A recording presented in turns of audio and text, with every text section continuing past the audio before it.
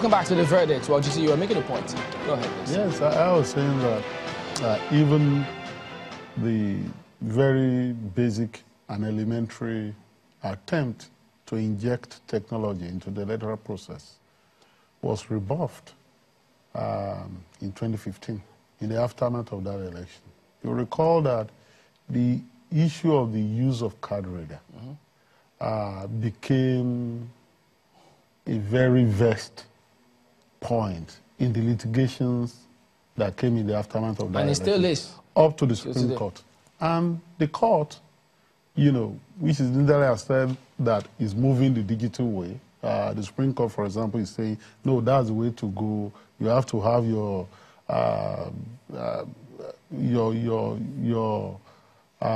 email account, legal email account for you to interface with the court and so on and so forth. In judgment after judgment, said card reader was not part of the electoral process. So those who are basing their opposition to the result of the election on the ground that card readers weren't used, you know, didn't have anything to do. Whereas, you know, the last amendment that was done to the Electoral Act, even in 2015, to that Electoral Act, you know, stated that card reader be used. So we had that pushback.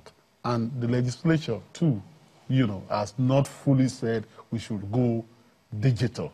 So it's not just about the executive. In other words, I'm talking about the trinity of government here. The people of the country have moved beyond where our institutions of government are on the issue of full digitalization of the electoral process. That's what we do in our everyday life. You know, our home, everywhere, we're using the digital system because this digital and information age. And I'm saying that these two, we're even cutting our nose to spite our face. If we go the digital way, our election will be less costly. Do you know how much we spend on all these papers? People elsewhere are talking about paperless office, paperless processes, right?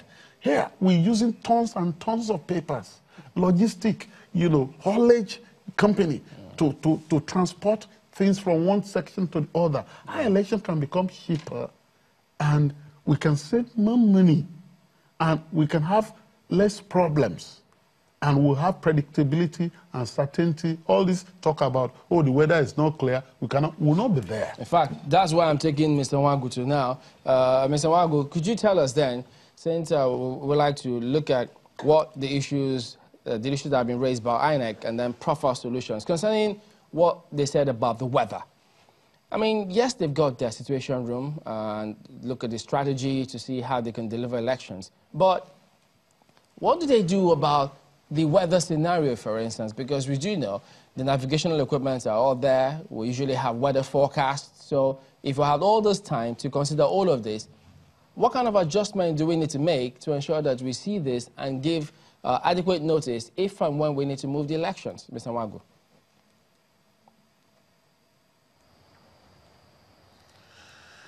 Chamberlain, you have an elite that criminalizes technology and emphasizes procurement. Part of the crisis that you face is a crisis that is unleashed by procurement. If you digitalize fully,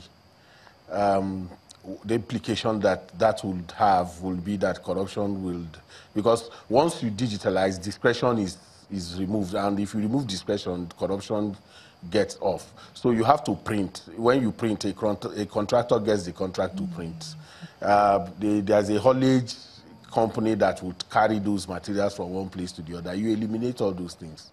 You get, so asking about what to do. What to do is to incrementally continue to improve the electoral process by infusing technology where you can, where the law allows you.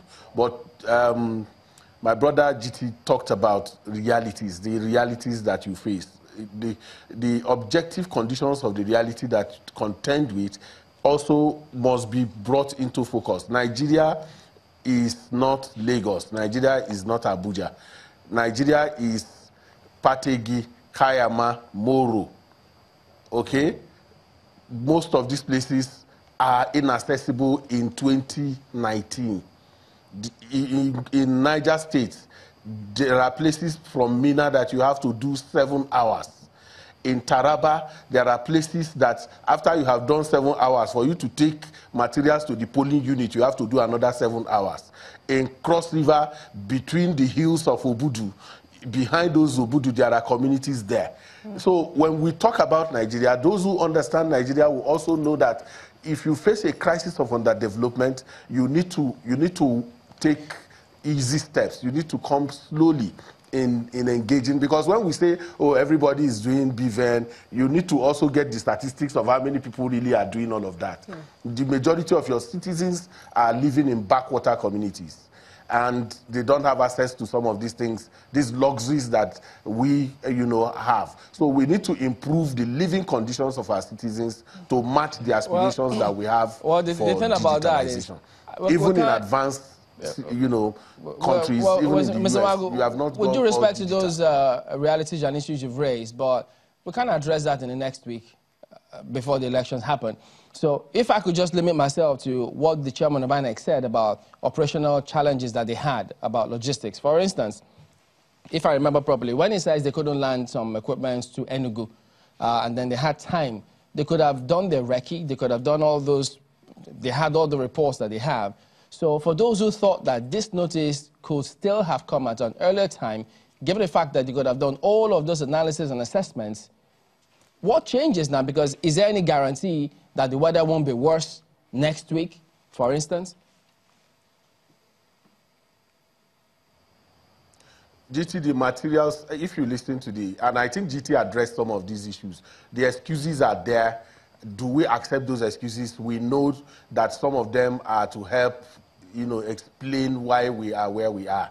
We understand that, but the bigger challenge, are there times that you could have weather turnaround? We didn't expect, especially in this city, in this side of the north where we are, we wouldn't expect that we'll wake up in February and begin to see Harmattan, for instance. There are times for many months, you are not able to land planes in Enugu or Asaba, for instance. All those are there. So did INEC do scenario building? Did they build? In Yaga, we did 19 scenario building. We created 19 scenarios that could come out of this election, knowing that if this happens, what will happen at our own level. We're able to do all of that. So, like I said, I shudder to worry myself about the excuses and the explanations. I want to see elections. One way to do that is to say that they said in 24 hours they were already ready, and gave excuses for Sunday, gave excuses for public holiday, and gave excuses for retooling the smart card reader that has already been configured for a particular day. All of those come into the mix. If you then agree with him that those materials are already on ground, it just had to do with taking them. Now they said they are using slow-moving vehicles and slow-moving vehicles to take them. I am hoping that those vehicles will be able to get to wherever they are going. But in right now, I would like to take a response from the lady sitting next to you. What has happened has happened. As a businesswoman, what would compensate you in all of this? What will balance it out for you?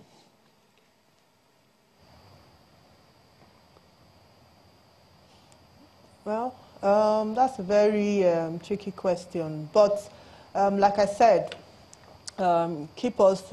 be truthful to us, as citizens of the country. I mean, we deserve that much. Information coming out from the Situation Room should be through. It should be fair.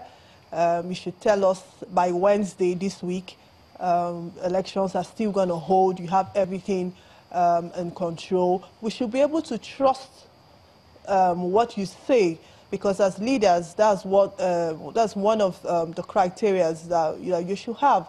So I mean, it's already gone, like it's already passed.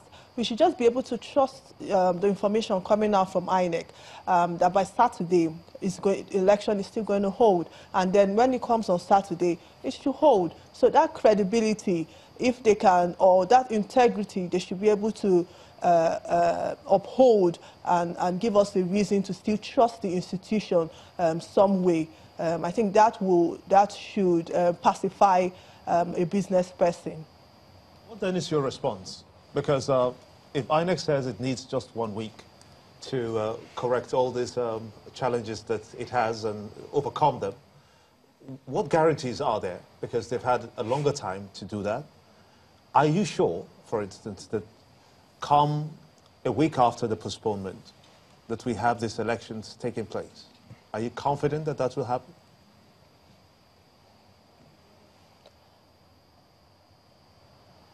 Well, because we are taking the information we are receiving on the surface, listening to the advert that played before this session, there are a lot of undertones which I'm not ready to discuss openly.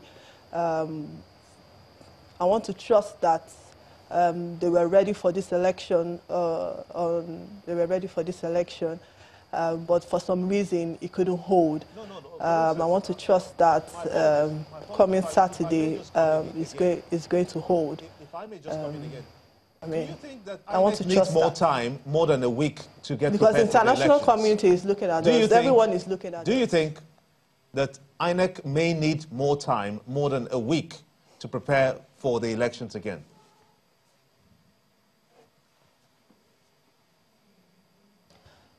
Well, I don't think that's an option, really, because, for instance, I have children at home. They came back home on Wednesday because of the elections, and we just got a mail from school now. They're going to be home for 3 weeks. We are already complaining about the educational system in the country, and we are keeping children at home for 3 weeks. I don't think there's an option to move these elections further. If not, it's just going to destroy the whole system. You know, it's not an option. All right, thank you very much, Mr. GC. It still comes down to the issue of the system that we run, because one way or the other, we will get in. Look at the 2020 vision. There are so many milestones that we're not hitting. We're not even in the class with the rest of the world. And so, don't you think that the whole country, this should be an emergency? Because if we're not careful, it's INEC today. It's going to be our football tomorrow. It's going to be another system tomorrow. Don't you think it's high time we began looking at all this and say, okay, this has happened with INEC, and we know that some of these factors were not essentially, that's the key word, the failing of INEC. It's the failing of a system.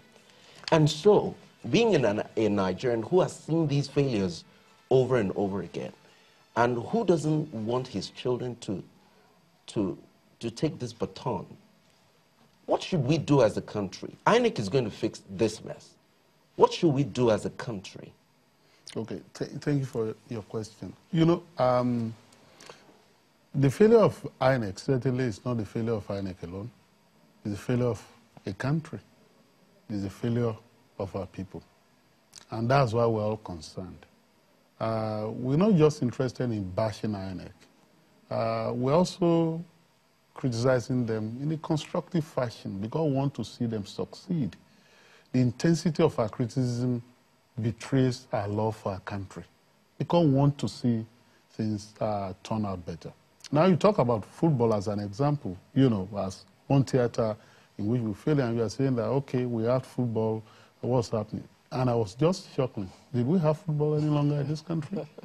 Every home you turn to in this country on the weekend, we are glued to Europe. We're glued to Europe. 200 million people watching the football being played by 30 million people, 40 million people. There is no country in Europe that is 200 million.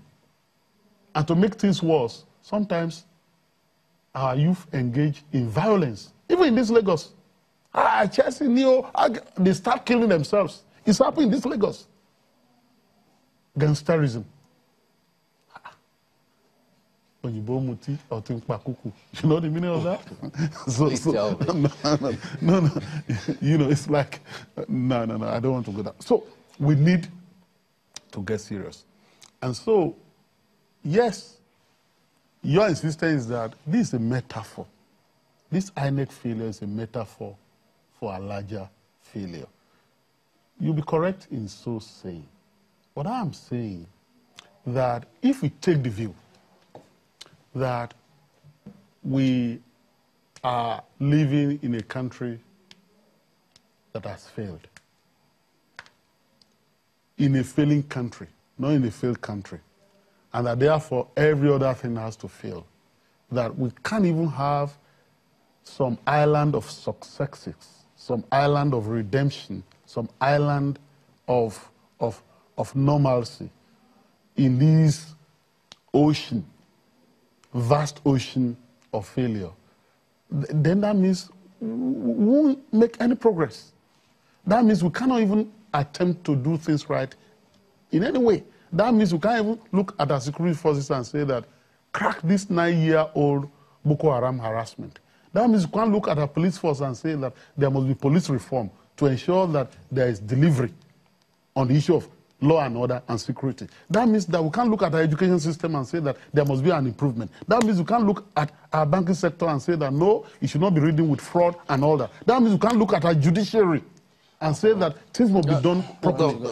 The point I'm making is that we can look at our country as a whole and we can then say, oh, this is just a reflection of the larger malaise that affects our society. But we can also take the view, and I think we should take the view, that if we are talking about performance of a sector, that sector cannot take the excuse that because there's a macro lack of performance, then this micro performance is impossible.